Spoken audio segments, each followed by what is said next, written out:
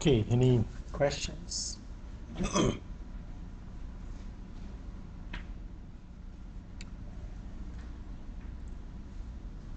Okay, let's briefly review what we did in the last lecture. Basically, we have learned how to evaluate forces on surfaces under hydrostatic condition. So that's all I'm going to do about hydrostatics. Actually, there is quite a lot of problems, practical problems one can solve using just the hydrostatic equation, which is this equation that we saw, gradient of P equals minus rho G in vector form. So design of floating platforms, ships, largely done using a particular equation. So in the undergraduate statics and fluid mechanics course, you might have seen what is the center of buoyancy and whether a particular structure is going to be stable depending on whether the center of buoyancy is below the center of gravity of the particular object, etc. But what I want to focus on this course is review the basic ability to apply the equation to evaluate the forces. Now, you're going to do it in the simplest case when the pressure is varying hydrostatically. That's one of, in fact, the assignment problems in your first assignment, where you have a curved surface and you are asked to calculate the two components of the forces. It's a planar geometry. So the force is given by simply the normal times the P. So that tells you that the force is acting in the normal direction. And if you take a differential area, then you can carry out the integration to evaluate the total force. We introduced the index notation and the Gibbs notation. Index notation is one where you have 1, 2, or 3 subscripts to a variable, and the number of subscripts tell you what is the nature of that particular variable, whether it's a scalar, vector, tensor, etc. And Gibbs notation is what you see here, particularly in this equation. The vectors are written in bold faces, and so there is no explicit way of knowing how many indices there are. So only by context or by definition below that you have to be told that n is a vector here or f is a vector. We saw the coordinate transformation, how to transform. An important point in the coordinate transformation is that the point itself is a physically meaningful point, remains invariant, but the components of the coordinates that we give will depend on what reference frame that we use. So if you give me the set of coordinates in one reference frame, I should be able to convert them into another, and we do that using a transformation like this, where ChEs are the cosine of the angle between those two sets of coordinates. Again, that's written in a compact index notation, so there are actually 3 equations because there are 3 components, and each equation on the right hand side has 3 terms as a sum because I appears twice. It's a repeated index. And we saw the stress tensor as a quantity that is a tensor with 9 components. The reason is it's a force acting on a surface. Force itself is a vector with 3 components, and the surface is a vector also with 3 components, 3 orientations. And the stress tensor also transforms in the same way using the same cosine of the angle. So if I give you 3 components of the position vector, you can transform it to any other coordinate. If I give you 3 components of the velocity vector, you can transform it to any other coordinate. In the same way, to give you the 9 components of a stress tensor, you should also be able to transform it into a different coordinate if there's a coordinate transformation, and that is given by an expression like this. Okay, so tau prime is the new coordinate, tau is the old coordinate, and you should be able to recognize that there are 2 free indices, m and n, so it is a second order tensor. On the right hand side, you have I repeating, so there's a summation over I, and then there is j repeating, so there's a summation over j. But m and n are free indices on the right hand side also. So the number of free indices in an equation must be the same in every term. You cannot add a vector to a scalar or a vector to a tensor. So when you're adding 2 numbers or 2 quantities, both of them must be vectors or tensors of the same rank. Okay, so that means they must have the same number of free indices, in this case m and n. Okay, So this kind of an interpretation you should become familiar very quickly, because later on we'll be using it. The textbook uses it quite routinely. Any questions on that part? Just reviewing what we saw in the last lecture.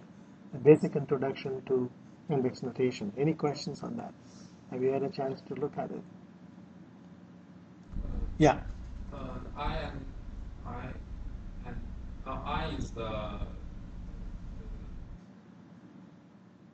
In this particular equation, I would be called a repeated index or a dummy index. It's sometimes called a dummy index in the sense it doesn't have to be called I. You can call it P. If P repeats itself, that means you're going to sum over all possible values of P. What I will ask is that when I am equal to 1, 2, 3, Yeah. 2, what? To n? Up to 3. 1 to 3. 1 to 3. Yeah. Because we are talking about only a three-dimensional space, coordinate system. So this is about coordinate transformation, right? And representing vectors in a three-dimensional space. So the possible values for I, J, M, N, they are all 3. 1 to 3. 1, 2, 3. Yeah. So if the there's a I and one J, so I goes to 1 to 3 and J goes to 1 to 3. Correct. So they combine together. Yeah, right. That's correct. So when you expand the right-hand side, you will get 9 terms on the right-hand side. Yeah. Summation of 9 terms on the right-hand side. Why we call I to the implied? What's that mean? Summation over I and j is implied, meaning I'm not going to put a summation sign explicitly. Actually, it's summation.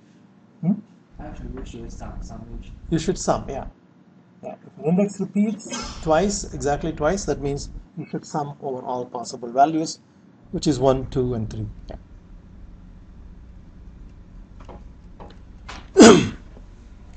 Okay, so we saw how to calculate the force due to pressure on a surface.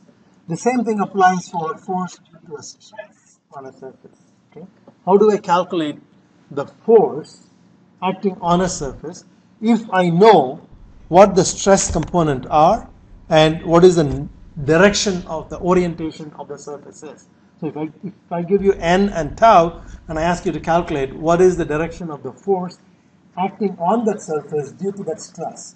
So this is one level more than what we did before. Before we said F equals NPdA. F is a force, N is a force. But now tau is a stress tensor. So there are 9 components. So there is a dot product between N and tau. So we need to introduce this notation for a dot product between the normal vector and the stress tensor. Okay, force is simply given by the stress tensor dotted on the surface with a normal n that is given to you. How do we show that? To demonstrate that, all you need to do is recall basically trigonometry and vector algebra in a sense. Okay, so here is on the right hand side, I've taken a control volume which is a triangle. And these are all differential volumes. So I'm dealing with delta x1 and delta x2. The length in each direction, the x1 and x2 direction, are delta x1 and delta x2. So as delta x1 and delta x2 shrink to 0, I have a point. On that point, I have a stress tensor that has 9 components. And through that point, I have a surface, and that surface is actually in here, ds. Okay, on that surface, I want to calculate what is the force due to that stress. Okay, what is that force? The force here is symbolically represented as F. So what is the magnitude of that force acting on that surface ds when I know the stress acting on that surface is given by tau with all the 9 components? How do I calculate that? Now, I have reduced this to 2 dimensions because I'm talking about only x1 and x2. So perpendicular to the board, I'm thinking that it is a planar geometry, meaning you have to extrude it perpendicular to the board, so you will have a geometry something like this in the 3rd dimension. Okay, so the 3rd dimension, the length is unit. So when I'm talking about area, for example, I'll simply take dx1 and multiply it by 1. That will give me the area for the top surface, for example. Similarly, for this surface, it will be dx2 times 1. Okay? So do you understand the thing that we are trying to do? We are trying to develop an expression for calculating the force acting on an arbitrary surface with an arbitrary orientation n, normal n. So if you give me n, that means I know what the surface is. And if you give me the stress tensor on that point, I want to develop a recipe that will allow me to calculate what that force is on that particular surface. We need to do that so that we can use these forces when we write momentum balance equation, force balance equation. How to represent these forces. Always keep in mind these forces are ultimately due to fundamental molecular interactions. Okay? But this is a macroscopic view of the collective effect of these molecules expressed as a stress tensor. Okay, so if you understand the question, let's just follow and develop an expression to answer the particular question. Okay, so what I want is the net force, for example, in the x1 direction. I can repeat the same process for the x2 direction. So I want to calculate F1, then I want to calculate F2, the two components. If I know that, then I can put it together to calculate what that F is as a vector. So I need to find out what F1 is. All I need to do is add all the components of the vector acting in that direction. So for example, this is tau 11. What does tau 11 mean? It means the stress acting on a surface 1 in the direction of 1. What is the surface 1? Surface 1 is a surface with a normal in the one direction. Okay? So this is the surface with a normal in the x1 direction. So tau 11 gives you the stress acting on a surface in the direction of 1 with a component in the one direction. So tau 11 is the stress.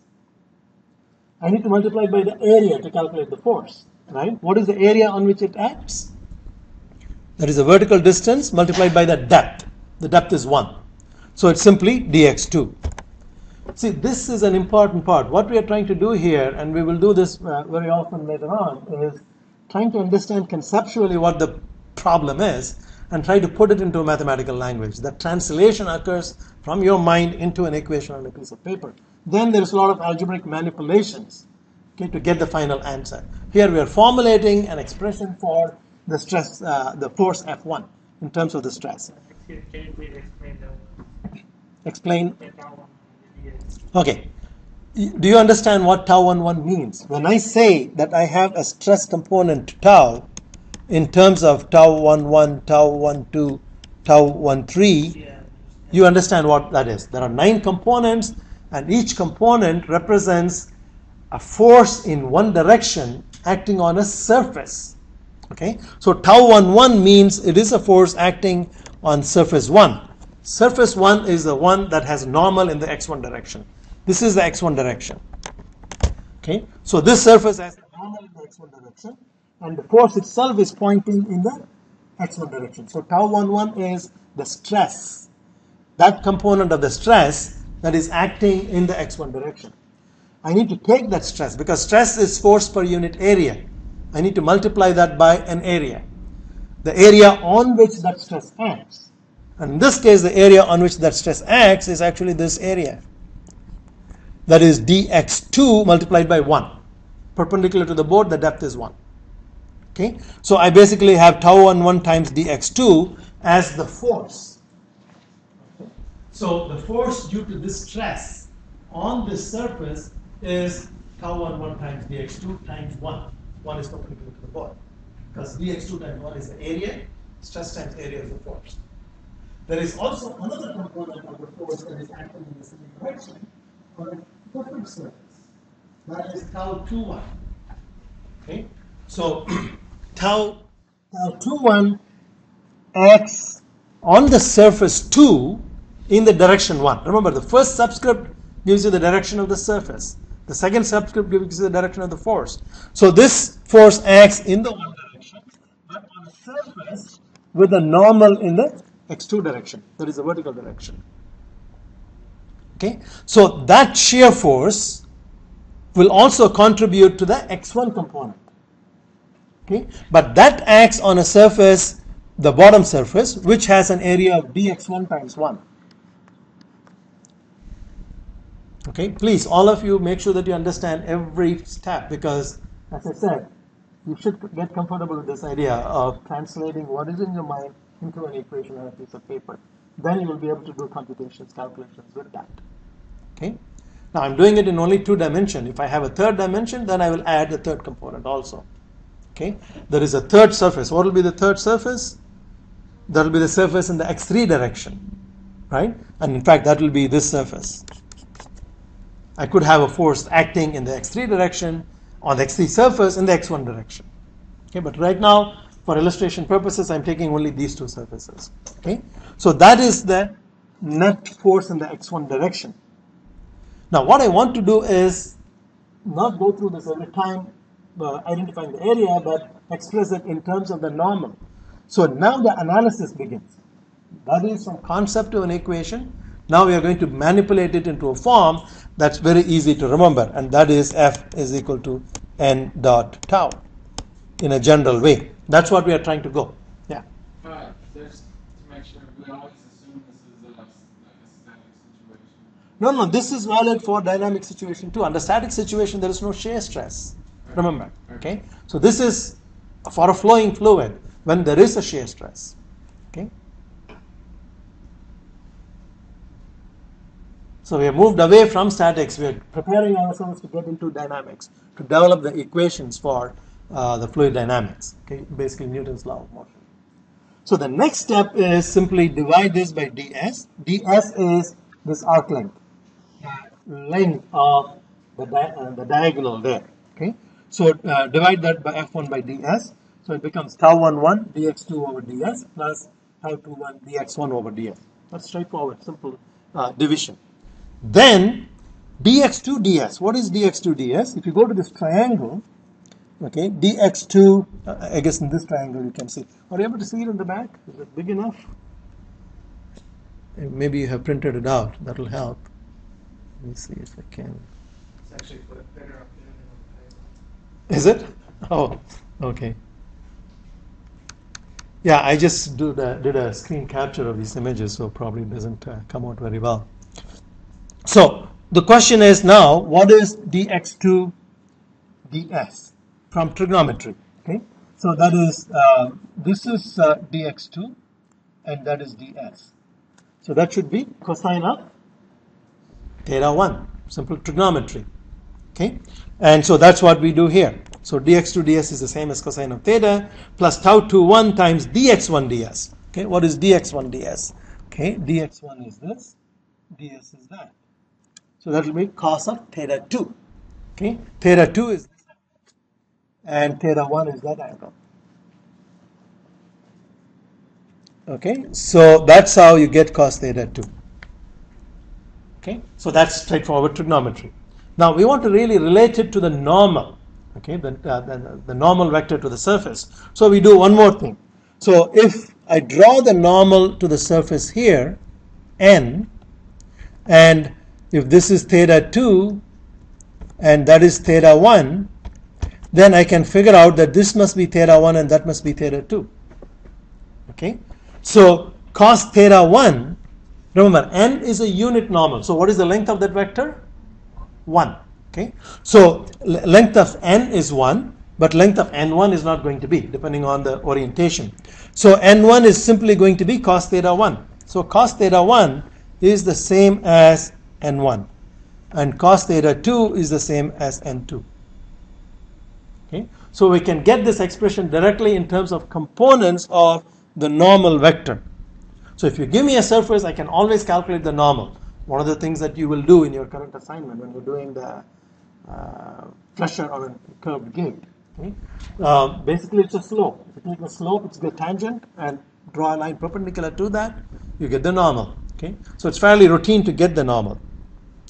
And that's how we get the expression for the force on a surface with a normal n, and we write it in index notation.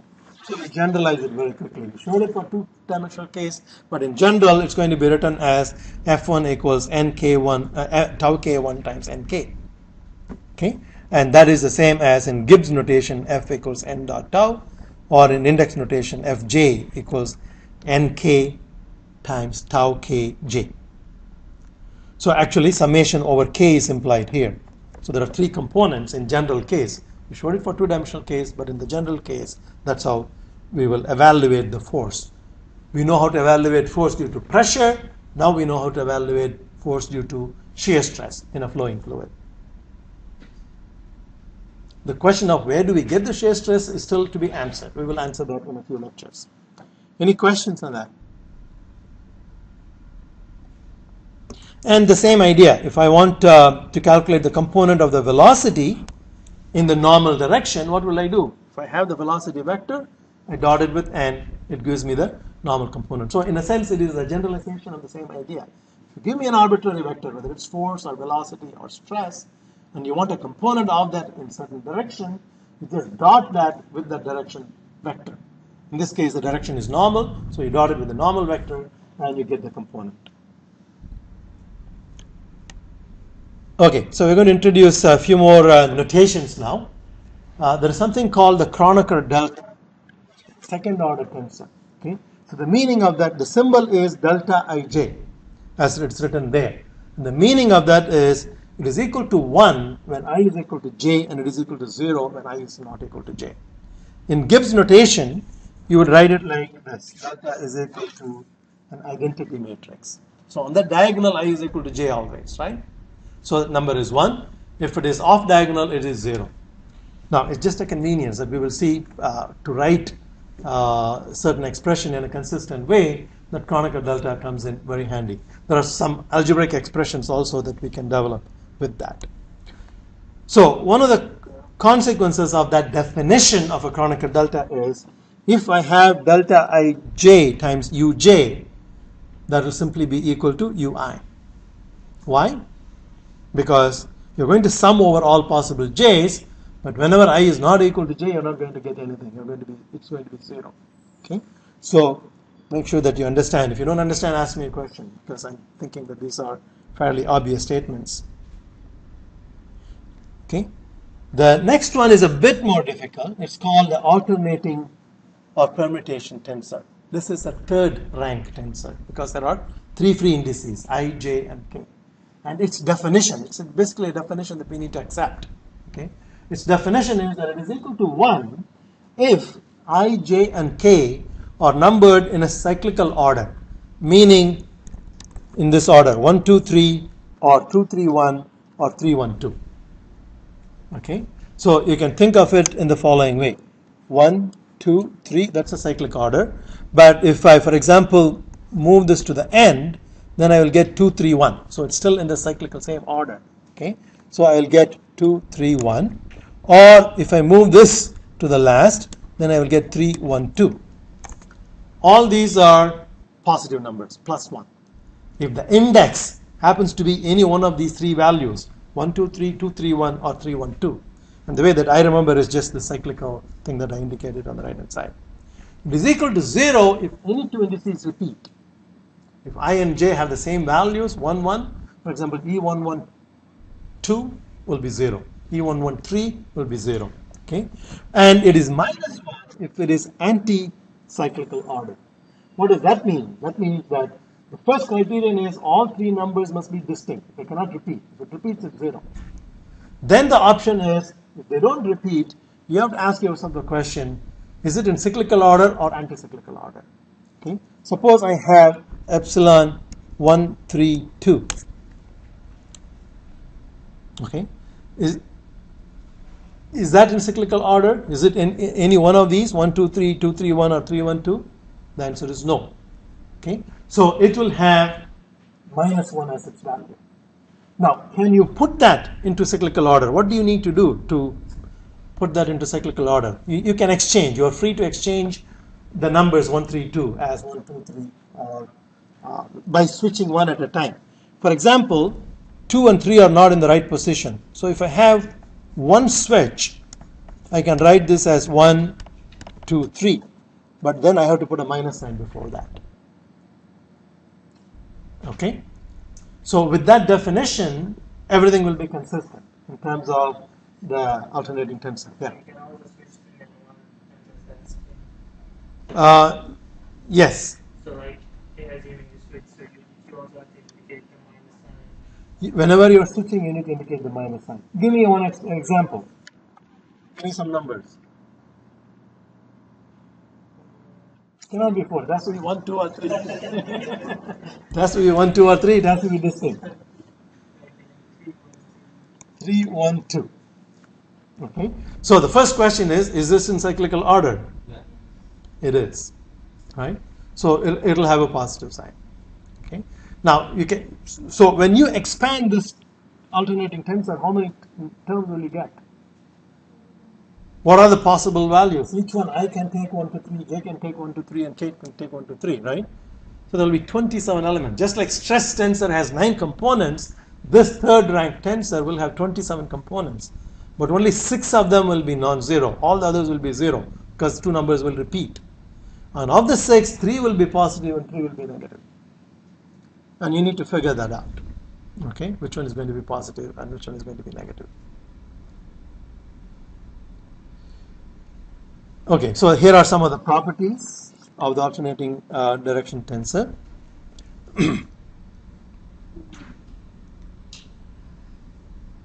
And this is an important rule. You might find it useful whenever you're solving problems in assignment. This is called the ED rule or the ED rule, which relates the alternating stress tensor to the Kronecker Delta. So you can demonstrate that by plugging in numbers and making sure that you get left hand side equal to right hand side. It basically says ijk klm, epsilon ijk times epsilon klm equals del iljm minus del im del jl. Okay. Let me just ask you to make sure that you understand how many equations are there in that. Understand the index notation. What is the repeated index? What is the free index? How many terms are there on the right hand side? If you have to expand it, how many equations will you write down? If you can answer all those questions, you have understood index notation. Let's take the first question. How many equations are there? Yeah. How many? To answer that question, what do you need to look for? How many free indices are there? Each free index gives you one equation. So there are 4 free indices on the left hand side, right? I and J and L and M. K is only repeated index, right? So there are 81 equations. That's why it is so compact and it's so nice to write in index notation. I don't have to write all the 81 equations, right? And the repeated index is K. So summation over K is implied. So on the left hand side there are going to be 3 terms, sum of 3 terms in each one of those 81 equations. And of course, on the right hand side, is there any repeated index? No. So this will give you 81. When you expand it, 81 equations, each one will give you 1 term. And similarly, when you expand this, it will give you 1 term in each one of those 81 equations. Here, K should be from 1 to 3 because it's a repeated index. Yeah. And the ij, lm are Free indices, right. Yeah. So that means you can write 81 equations when you expand that.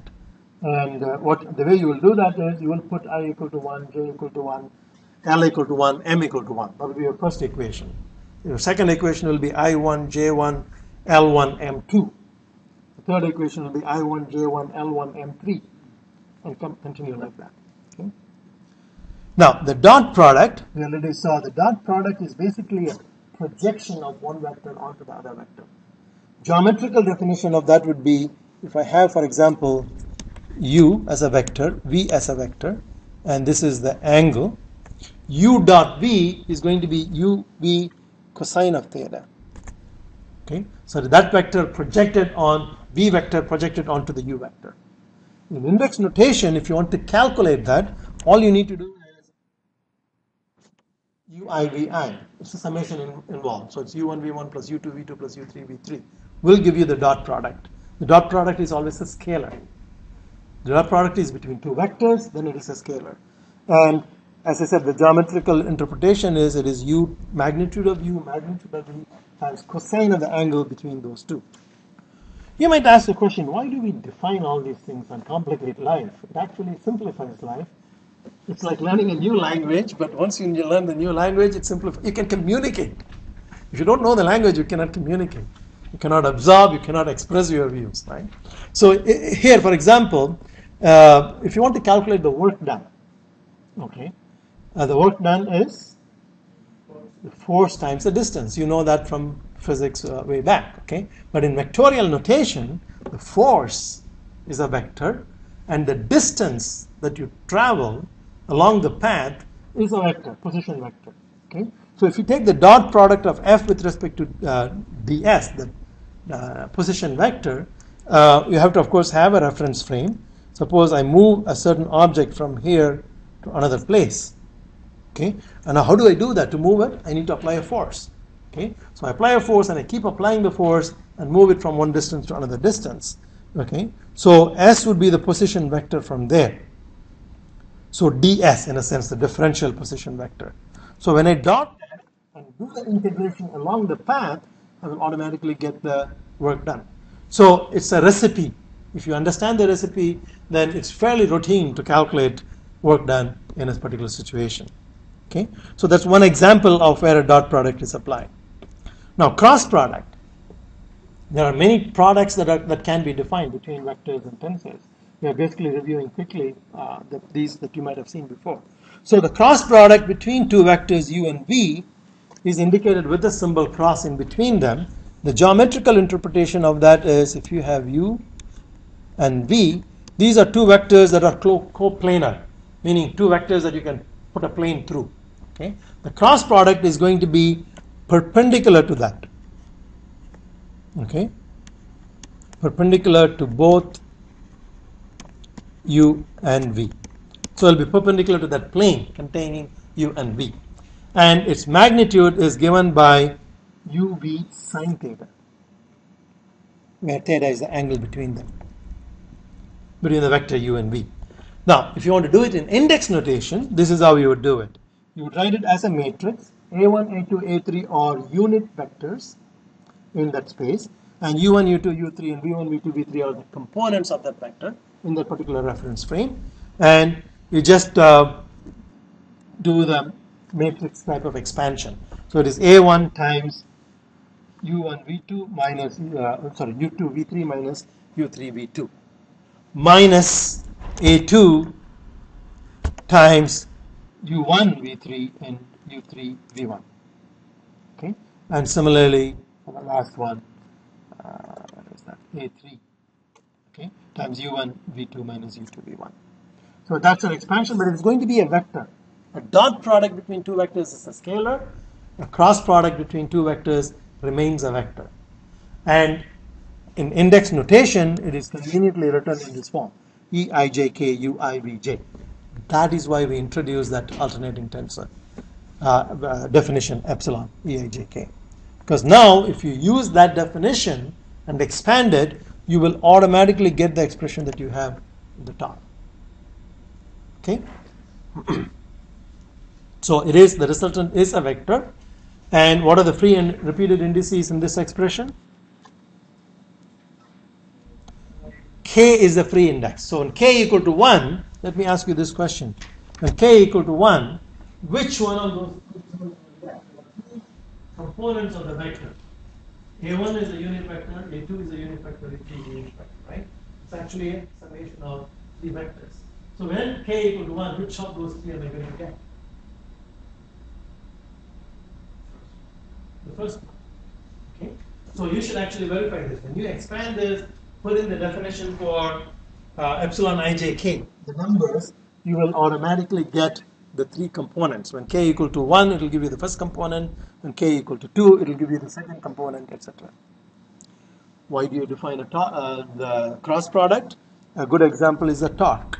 If you're calculating the torque due to a force, and that torque is calculated as the force times the lever arm distance, the position vector between that force F and the point at which the force acts. For example, if this is F, and I want to calculate the torque due to that force about this point, then all I have to do is take this radial distance r as a vector and take the cross product of it with F. And that torque will have a component perpendicular to the board. That is how we define the cross product, right? So that is the torque about an axis that is perpendicular to the board passing through this point here. Okay, any questions? Now, we saw dot product between two vectors, which actually collapses and gives you a scalar. A cross product, which gives you a vector still. And then there is something called a dyadic product between two vectors that is given without any symbol in between. UV, there is no symbol in between. That means it's a dyadic product. Okay, and the index notation will be UI, Vj. So there are two free indices, so it will give you 9 components. And those 9 components are expressed in a matrix form like that. And that is called the dyadic product. Okay, so you should note that the dyadic product UV is not the same as dyadic product BU. Okay, they will be the transpose of each other. Okay, and the reason, why we define the dyadic product is we need to express the rate of change of velocity with respect to position. That is the velocity gradients. Why? Because it's the velocity gradients that give rise to stresses. Okay, so we need to be able to express the stress in terms of the velocity gradient. This tensor is used very often. It's called the rate of strain tensor. Okay, so if you have to, maybe let me give you a 2-minute exercise. Expand that for me in a piece of paper. Expand the dyadic product dVi dxj. How will you do that? Okay, dVi dxj.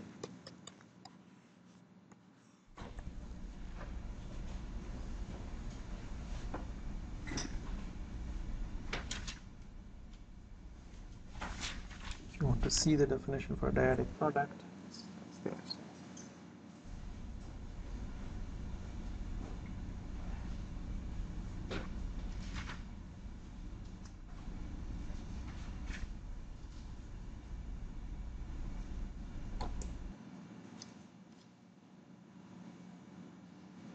It is. It's going to be a second order tensor because there are 2 free indices, I and j. Second order tensor means you need to put it into a 3x3 matrix type. Okay, and each value of index will give you one element of that. So if you go in here, you will write this as dv1 dx1, dv1 dx2, dv1 dx3. Second row, we will write it as dv2 dx1, dv2 dx2, and dv2 dx3. Third one will be dv3 dx1, dv3 dx2. What this tells you is in any arbitrary motion of a fluid in a 3-dimensional space, you have 3 velocity components. And each one of those velocity components can have gradients in each one of the 3 directions. So velocity gradient must be expressed as a tensor, the rate of strain tensor with 9 components. So we are going to develop the equations of motion in the general 3-dimensional framework, and that is how it will appear. What if it were dVj or dxi? How would that change the tensor? Good question. So the question is, if I write it as dvj dxi, how will it look like? Okay, so you would basically have a transpose of it. Okay, so it is the same as putting a transpose sign here. So this matrix is not symmetric, right? If I put a transpose, I'm going to change rows and columns. Okay, so in fact, it is a deeper question because both are defined. Del V is defined as well as del V transpose. Okay, later on we will see when we are relating the stress to the rate of strain, we must actually use this as sum of these because we want the rate of strain tensor to be symmetric. So we will add them and take the average, and we will symmetrize the rate of strain tensor by defining it to be like this. But to answer your immediate question, it is going to be simply the transpose of that. You said both are defined? Both are defined, yeah. dvi dxj and dvj dxi, they are basically, they both contain the 9 possible derivatives, 3 velocities with respect to 3 spatial position, but they are arranged in different way. One is the transpose of the other. So when you are applying a transpose operation in index notation, what does it mean? It simply means you are switching the two indices, I and j. Okay? Good question. Anything else? Any other questions? Yeah?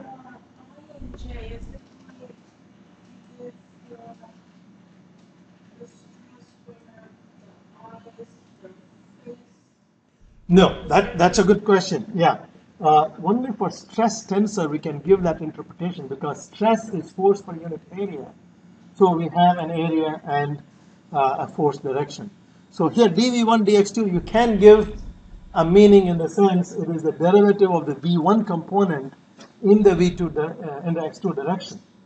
But it's not necessarily on a plane. You don't even have to identify a surface to be able to calculate this, because you can calculate this at any point in the flow domain. But it simply tells you at that point there will be three components of the velocity, and they will change in all the three directions, whichever way you move. All the components will change. So this is just a quick way of writing all the possible changes in the velocity components. Okay, I said here do the following TPS exercise. Greek symbols are scalar, lowercase letters are vectors, and uppercase are second order tensors. Write it in index notation. Alpha equals A dot B. So A dot B is what we would call as Gibbs notation. Because it's lowercase, it's a vector. A is a vector and B is a vector. If I have to write it in index notation, how would I write each one of them? Take a minute.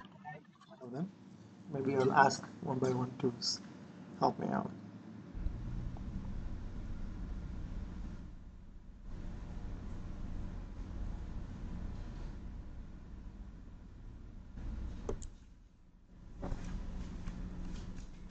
In fact, your first assignment, part of it is about questions like this.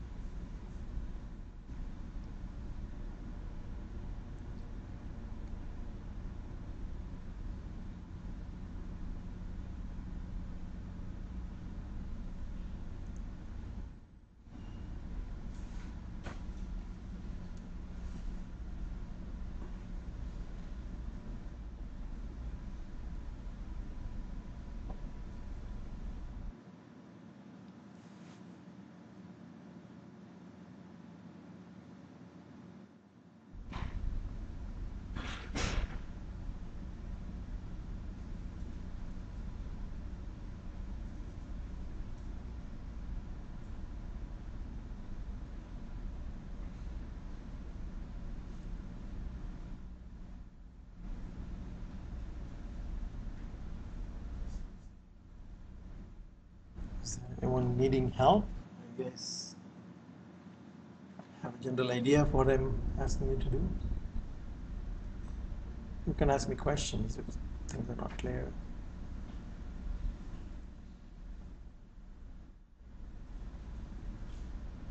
Yeah. So from row 1 to row 2, I change from 1 to 2.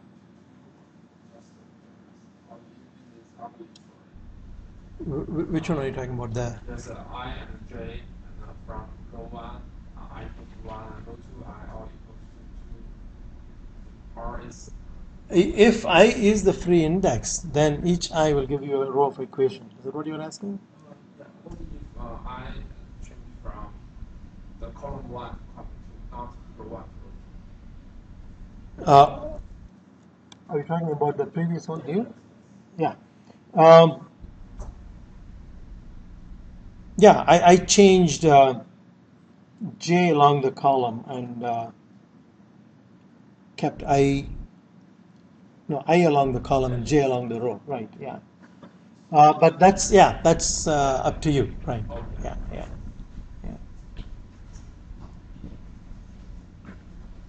Because all it tells you is that I and J are free indices. You can take any value that you want.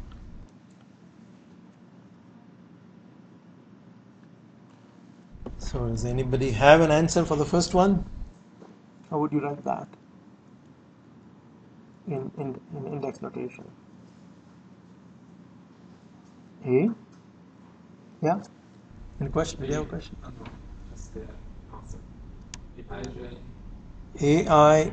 AIBI or AJBJ or AQBQ. It really doesn't matter what the index you use, but it is a repeated index because it is a dot product.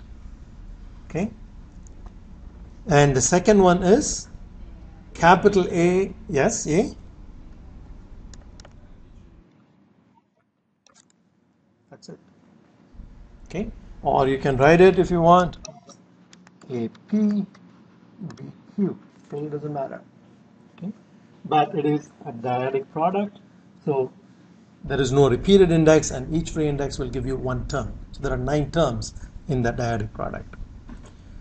How about the next one?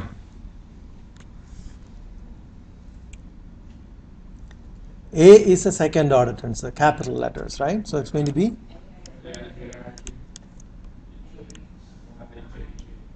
AJ. That is important, okay? Because A may not be symmetric. So when there is a dot product on this one, this index must be the same. Okay? For example, if I had B transpose as equal to A dot A transpose. Okay? I'm transposing both of them. Okay? Or I should say A transpose dot. Then I will write it as AI AIJ. So the index that is closest to the dot is the one that would be. So here I have AIJ, but the second index is the one that should be dotted.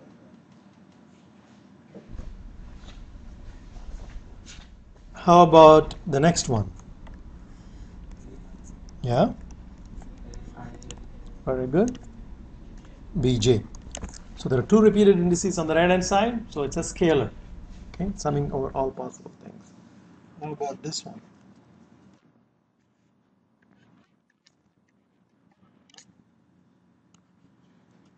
Very good.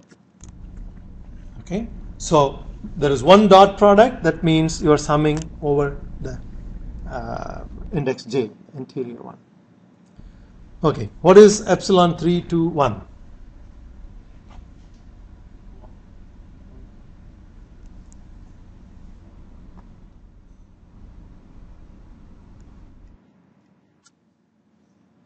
Okay, it is in cyclical order.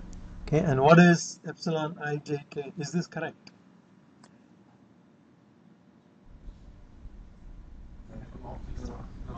There must be a minus sign.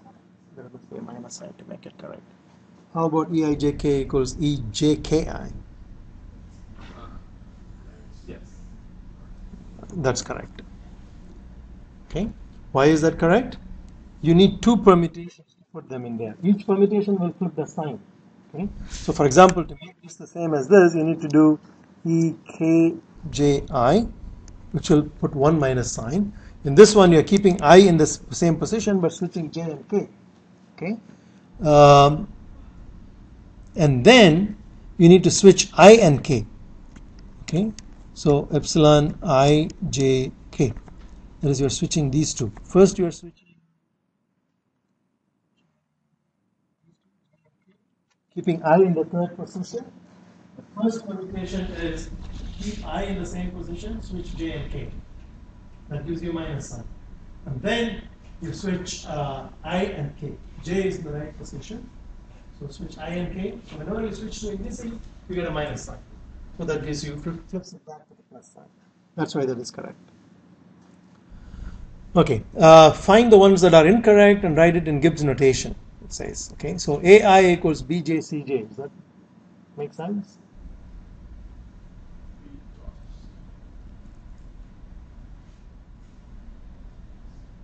Why, if you think it is wrong, why is it wrong?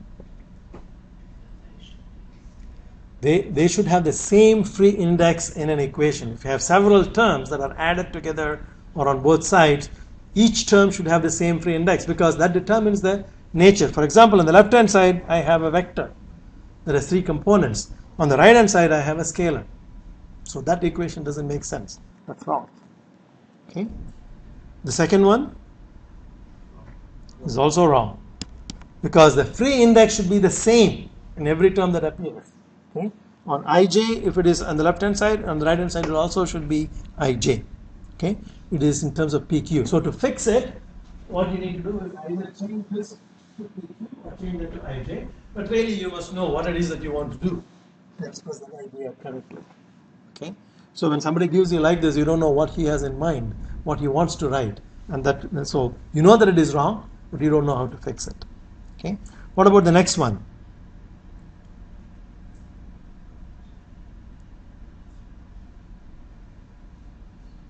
That is a correct one, because the left hand side is a vector, the right hand side is the expansion for a cross product that we gave, and P is the free index. Q and R repeat themselves, so there are, when you expand them, 9 components, but 6 of them will be 0. You'll have only 3 non-zero components because of the definition of the alternating tensor. What about the A transpose dot B? Where is that?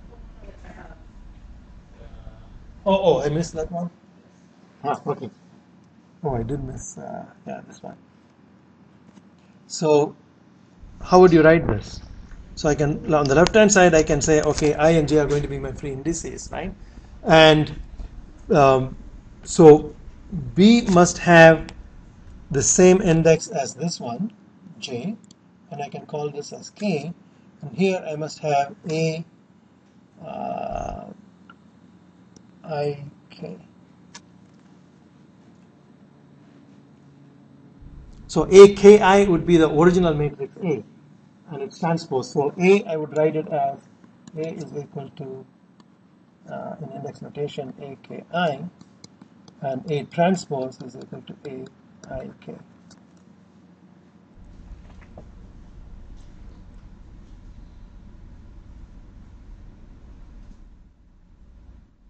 Okay. So you have a few of these exercises in your current assignment as well. That's introduction to vector algebra. Now we are going to move into vector calculus. Calculus basically deals with derivatives. Okay. So how do we define a derivative and deal with derivative of quantities that are vectors? Okay. So the simple definition of a limit process is still the same. So we're going to introduce something called the divergence, gradient, and curve. All of you heard of this, or do you need me to go through it slowly or fast? That's a question, I guess. If you have heard of these gradients, divergence, and curve, we can kind of go through it quickly. The first thing that you need to realize is t, for example, t is a scalar, vector, tensor, whatever it is. When I'm talking about how fast that is changing with respect to time, for example, I define that rate of change of stress tensor t with respect to time as the limit process.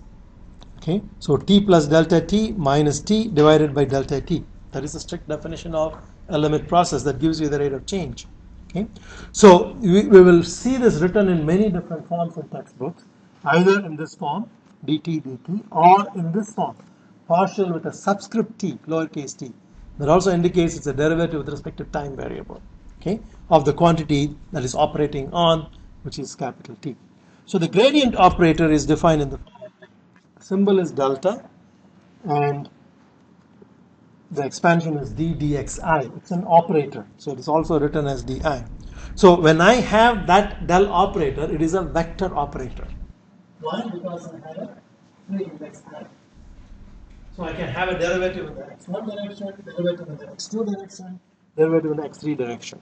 Okay. So a gradient of a scalar is simply that operator operating on any scalar quantity like pressure, temperature, concentration.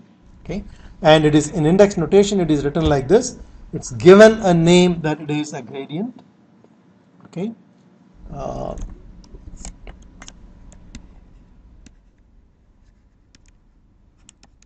Gradient operator. When it operates on a tensor, for example, okay, so the gradient operating on a tensor is going to be a third order tensor, okay, because tjk itself is a second order tensor. Gradient operator is first order vector. So that operation will give you a third order tensor. Okay, so what are the three indices? I, j, and k. What would you call this product? A dyadic product, because we don't have any symbol in between them. So one of the things that you should, this is done very nicely in Bird-Stewart and Lightfoot in the appendix. How do you know whether the result of a product is going to be a scalar vector or a tensor? Okay, so he has a nice table that you should look at. If a dot product always will decrease the rank by 1. So if you have two vectors, and two vectors without a symbol is a dyadic product, it will increase the order by 1. If you have a dot product, it decreases by 1. It produces a scalar. If it's a cross product, it keeps it the same. So cross product between two vectors is also a vector. A dot product between two vectors is a scalar. A dyadic product between two vectors is a second order tensor. In the same way, the one that we saw earlier, del v, is a dyadic product for the gradients of the velocities. So the del operator is a vector, v is a vector, so the dyadic product gives you a tensor, second order tensor. Okay. In here, this is a dyadic product between the gradient operator and the stress tensor t. Okay. So this is actually a third order tensor. Divergence operator is with a dot product in between. Okay. So the del operator is still the same. It is defined as the gradients, the derivatives. So that d dxi, for example, dotted with v, that means vi. Because it's a dot product, I repeats. So the resultant of that is a scalar. And we will see this in continuity equation. The mass balance equation has this divergence term. It's called the divergence operator. Summation is implied. So the same thing, del dot t will be d dxi tij. Notice here, I repeats because there is a dot product. Okay. The third one we saw is the curl. Curl between the gradient operator and v. That will remain what? Both are vectors, and the curl cross product between two vectors is a vector. Okay. So that is, when you expand it, it's going to be given by eijk dvj dxi. You should review all these before the next lecture and become comfortable with it. Now, this has a physical meaning, just like divergence appears in the continuity equation. The curl, it's called the curl, appears in the vorticity equation. It has a sense of rotation of the flow. Cyclones, for example. Okay, so the strength of the rotation is captured by this particular expression. So if we know the velocity field, we can calculate what is the curl of the velocity field. Now there are some vector identities. Here is one. Del dot del cross v is always 0. Similarly, del cross gradient of s is always equal to 0. I'm asking you to prove a number of these identities in your current assignment. So I'll just indicate to you how I would go about it for one, and using the same idea, you should be able to handle all the others. So I'm telling you that it is an identity, meaning it is satisfied. Our job is now to prove that it is satisfied. Okay, del dot del cross v is equal to 0. Our first challenge would be to express that in terms of an index notation, and then do the expansion and simplify it. What would be the resultant of the left-hand side? Del dot del cross v. What will be the resultant? Del cross v, what will be the resultant? A vector. And that vector is dotted with another dot. Okay? So that's going to be a scalar. The whole thing is going to reduce into a scalar expression. Okay? And so on the right hand side, this should be just a scalar number. We want to show that every term on the left hand side adds up such a way that it gives you 0. How would I begin? I would begin by using all the tools that I have reviewed so far. For example, I would expand this. When I expand this, how am I going to do that? I'm going to write this as eijk d dx. What should I put? I j. And in this one, k is the free index. The resultant of that expression, del cross v, is a vector. So I must have one free index. Okay? So I have used it in the same order. This is what we need to do. So I'm expanding using the definition for a cross product, eijk. This operator is d dxi, and then second term is v3. K is the K index. Okay. Next, what do I do? This is dotted with del dot. Anybody can help me out here? What should I put in front of this? D. What should be the index? K. K. Because K is the free index here, and that should be the same as that. So that expression in index notation actually becomes this expression d dxk epsilon ijk dvj dxi, and I need to show that is equal to 0, and that's a scalar.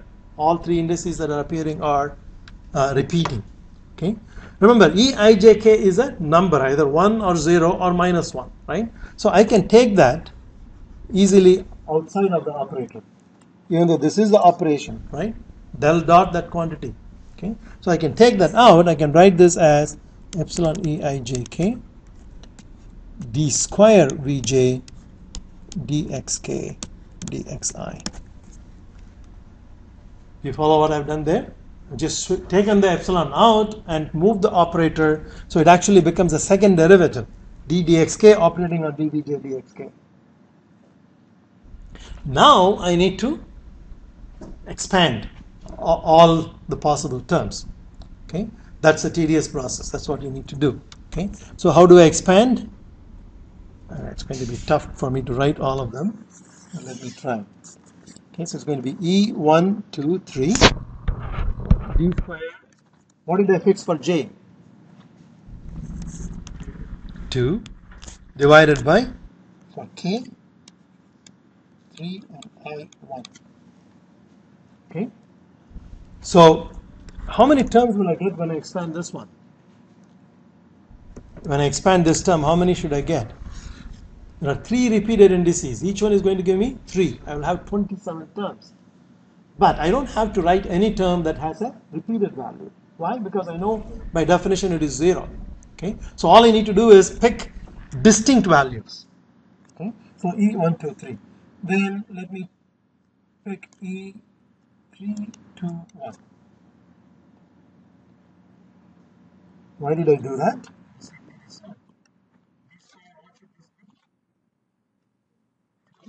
And what should this be? Should be 1, not I. If I make a mistake, please correct me. Okay? You get the idea? Now, how many terms will be non-zero? 6 terms. Okay? I need to write 4 more terms. But let me examine these 2 terms. What happens to them? They cancel. Why? Because this is going to have a value of +1. This one, I need to switch 1 and 3 to put it in the right permutation. Right? So that is going to have a value of -1. So these 2 terms will cancel out, because when will they cancel out? If the function v2 is a continuous function of x1 and x3. Because it's basically d square v2 times dx1 dx3, d square v2 times dx3 dx1. They are the same. You can switch the differentiation order and the function is continuous. Okay? So they cancel out.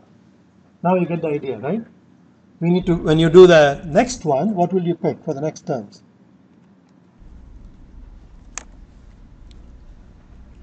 In this one, you will notice that I put 2 in the middle place.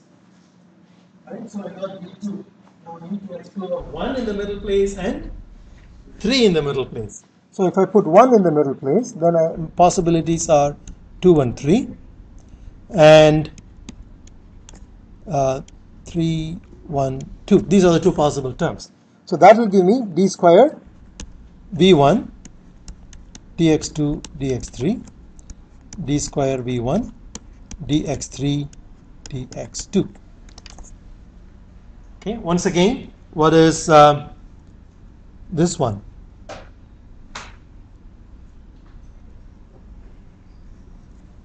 I need 1 permutation. I need to switch 1 and 2 to put it in the right order.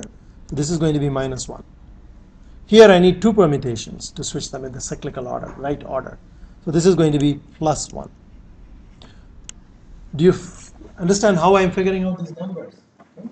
You need to count how many permutations you need to do to put them in the right order 1, 2, 3. So if you take this, 3 is already in the right place. You switch 1 and 2, that's one permutation, one switch. And I get them to be in the right order. So one permutation will switch the sign once, -1.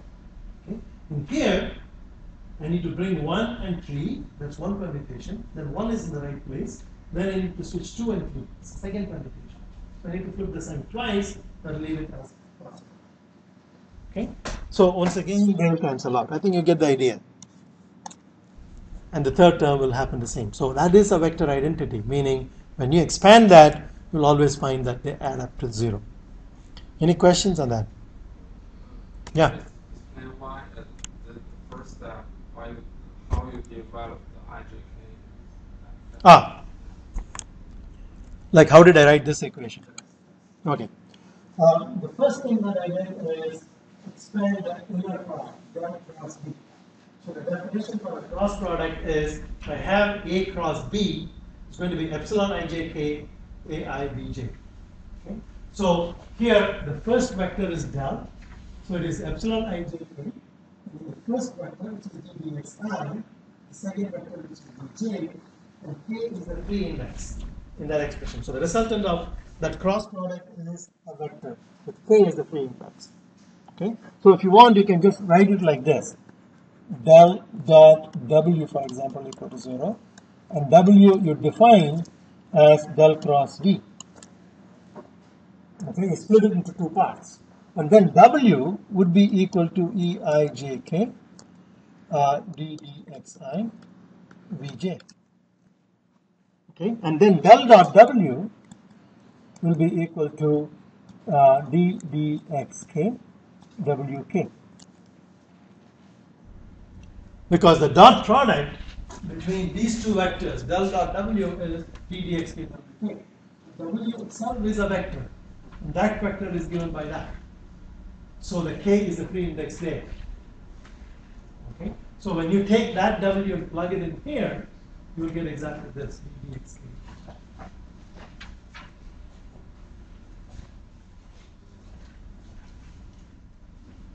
Is that clear, or? All I did, I guess, is repeat the same thing again. But this is where this 7-hour helps. Okay? You cannot just hope to just listen and absorb everything. Physically, when I'm talking about physical concepts, you can. But when it comes to math, you need to work it out. There's no substitute for that. So after you go out, go back, tonight or tomorrow, write out these notes. Whatever steps I have shown you, try to do it yourself. Okay? That will reinforce. This is basically a skill, a mathematical manipulation skill that you need to develop. And that doesn't develop by simply sitting and listening to it. Even listening 100 times to the recorded lecture won't help. Okay? You need to sit down and play with these expressions. That's the reason why I give you the assignment, for you to kind of force you to do that. So I want you to do the same thing for this by yourself. Now here it will be a vector. Okay, because gradient of S, let me write the index note. Let's go through together, writing it in index notation, and then maybe you can show that. Okay, so let me take, the problem was del cross gradient of S. Show that it is equal to 0.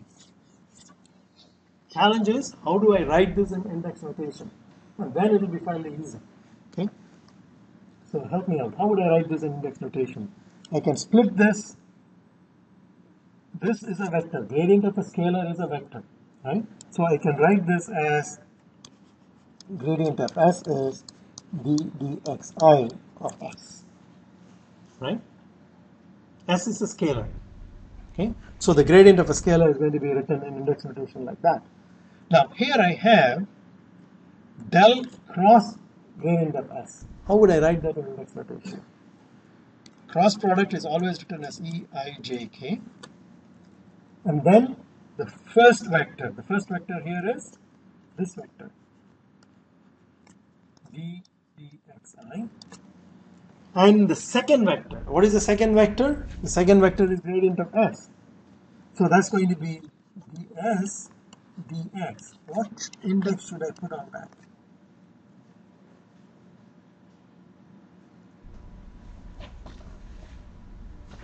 remember the cross product between two vectors ijk is epsilon ijk. This one carries the first index, this one second vector carries the second index, and the third one is the pre-index. Okay? If you switch that, you will get a negative sign error. Okay? The first vector carries the first index, and the second vector carries the second index. So it should be 0. Okay? So that is the index notation for that expression in Gibbs notation. Now you just have to do the chain rule, apply it, and expand it, and you will find things cancel out. There will be 3 components because k is a free index here. For each k equal to 1, you'll get 2 terms that cancel out. For k equal to 2, you'll get 2 terms that cancel out. Okay? So for each one of the components of that vector will be 0.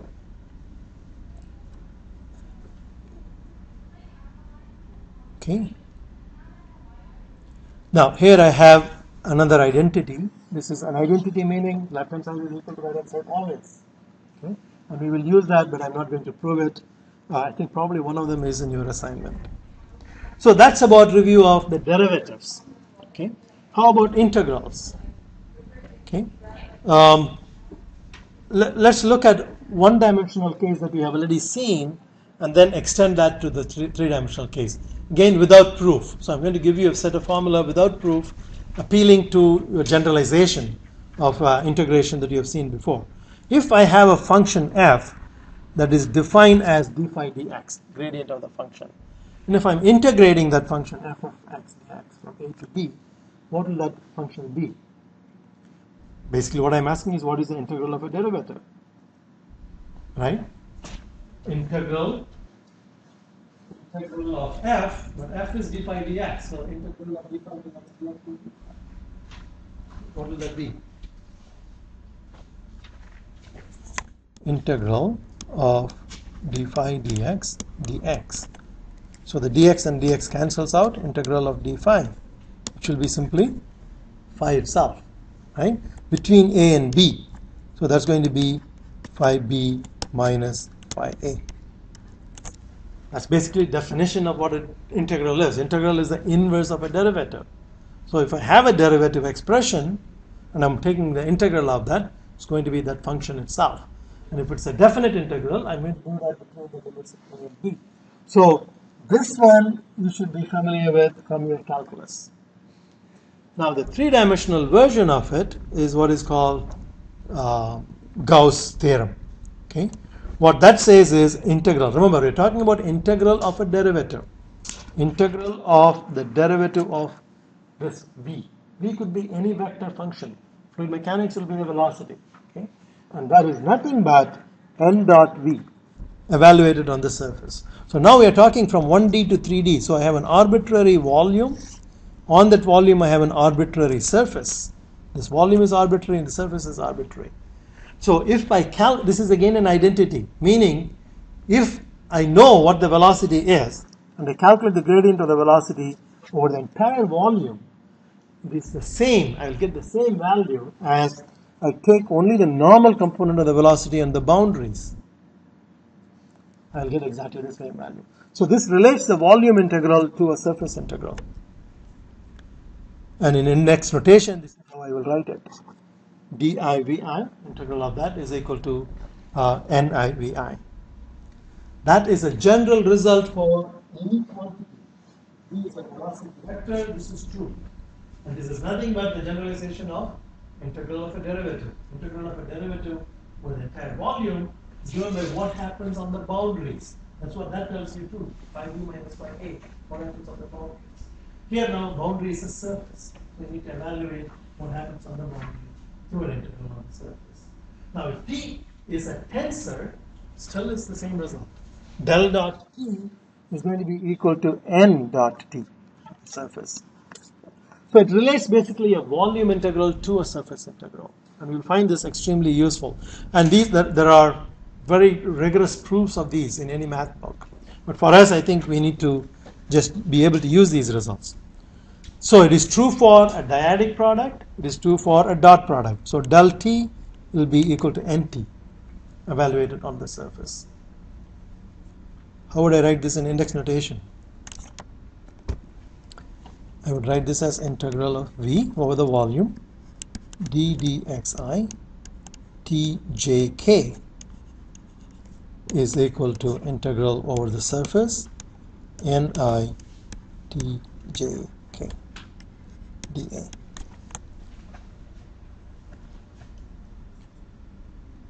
Okay, so that relates a volume integral to a surface integral. The next one is, do you remember Leibniz rule? So far we have talked about integral of a derivative. How about derivative of an integral?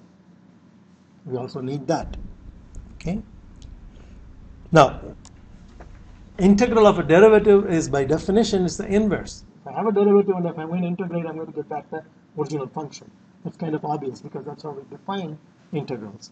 But the derivative of an integral has a different physical meaning. You need to understand what is the physical meaning and what is the generalization to three-dimensional space. Okay. So here is the Leibniz rule. Derivative d dt, the rate of change of an integral of a function f of x, comma t dt. Okay, and that is given by the integral of the derivative d of dt. So the operation has changed, plus dd dt times f at b minus dA dt times f at a. This is Leibniz rule. Do you remember it? Remember having heard of it?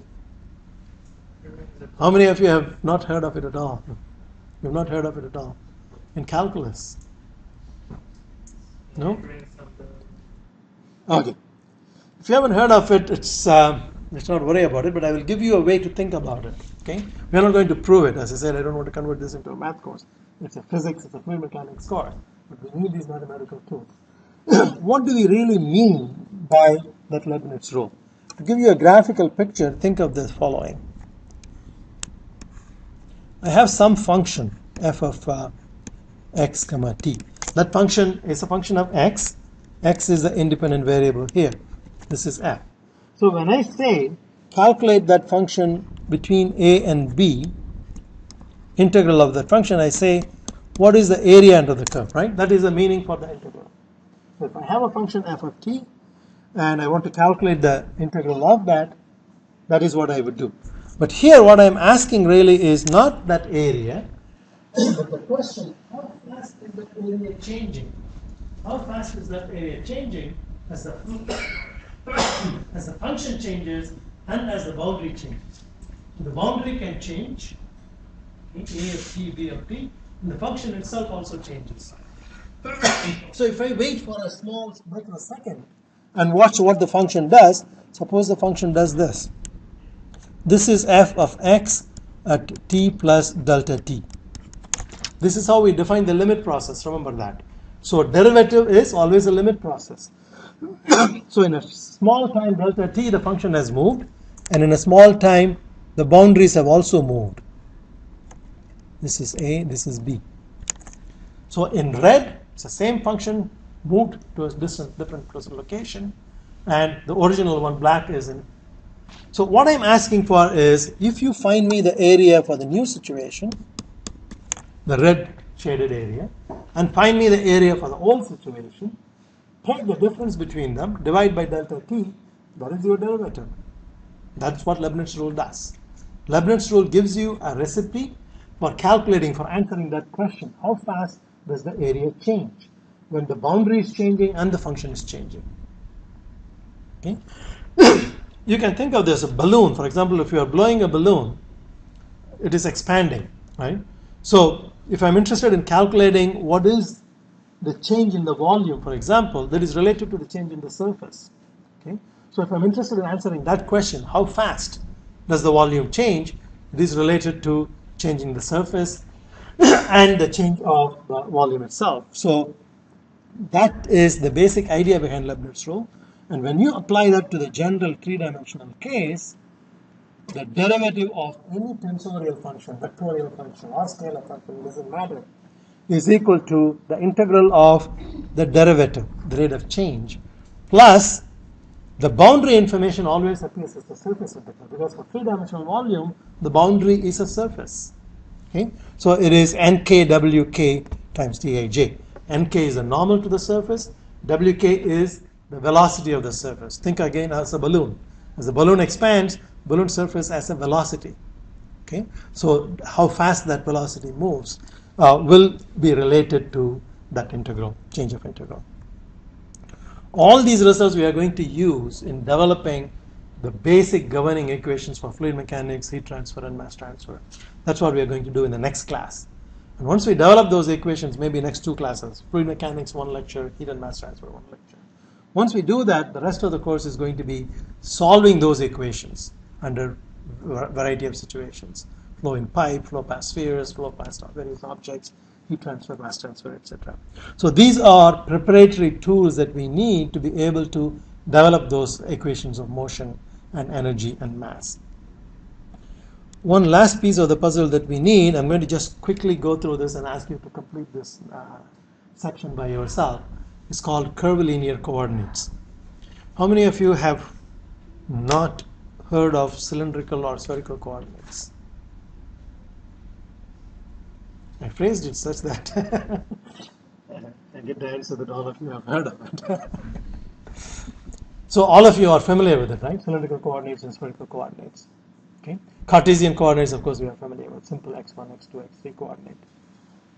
General curvilinear coordinate is a coordinate where we have 3 coordinate directions, generalizing even from Cartesian to cylindrical to spherical, any arbitrary coordinate system. Okay?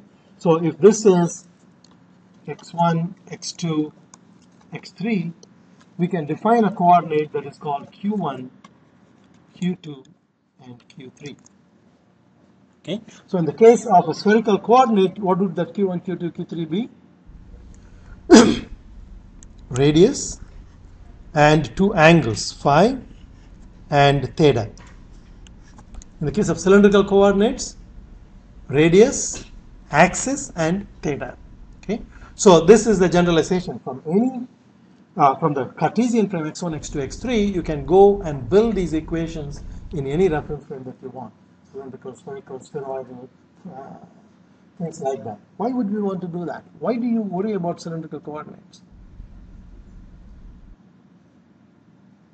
Because pipes are cylindrical, right? Why do you worry about spherical coordinates? Storage tanks could be spherical in shape, right? So the idea of choosing the right coordinate system is governed by the geometry that you're interested in studying. Okay, so we want the ability to develop these equations of motion in any coordinate system. In fact, Newton's law should be valid in any coordinate system. It should be coordinate free because it's a law, right? So one of the principles that we will use in developing these equations of motion is that they should be independent of the reference frame that we use. And then we should be able to develop them in any specific coordinate system to solve a particular problem. So we need to go through these steps also. After developing the equation, we should have the ability to do coordinate transformation. I showed you a very simple coordinate transformation where original and the transform coordinate are both Cartesian, simple rotation. We should be able to do that. Simple rotation, simple translation, we should be able to do that. But in addition, we should also be able to do this curvilinear coordinate transformation. And I think we are almost out of time, so I would want you to go through this section and ask me questions. If you don't have any questions next lecture, I'll assume that you understood it, and we'll move on to developing the equations of motion. Okay, but you can come and say, I don't understand any of it, do all of it, I'll do it. But I will probe you if you do that, because I want to make sure that you spend time reading that. And once you have done that, and if you don't understand it, I will explain. I want you to make an effort to try to go through that section and then ask me a question. So it'll be, let's try to make it more interactive than one-way transfer. Okay? So what I want you to do is read all the way up to this example that I have for a cylindrical coordinate system. What is a metric tensor right up to this point? So you should understand the idea of a metric tensor, how to calculate the metric coefficients in any coordinate system. Okay, so we'll stop there. And tell me if the going is getting tough, okay? If I'm going fast or if the math getting difficult, you need to tell me.